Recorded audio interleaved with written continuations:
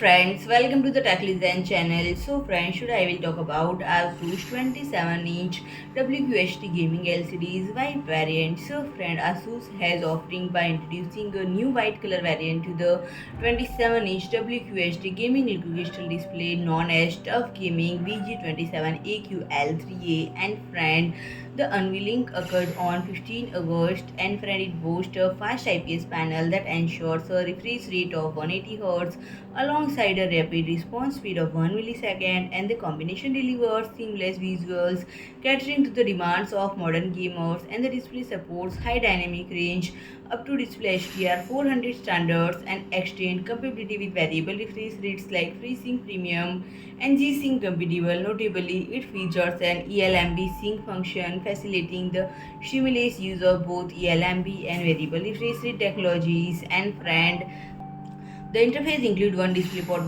1.4, two HDMI 2.0, two USB 3.2 Gen 1 Type A and earphone jack, and 2 watt into 2 speaker output. And friend, if you like my video, please do like, share and comment, and don't forget to subscribe my channel and press the bell icon.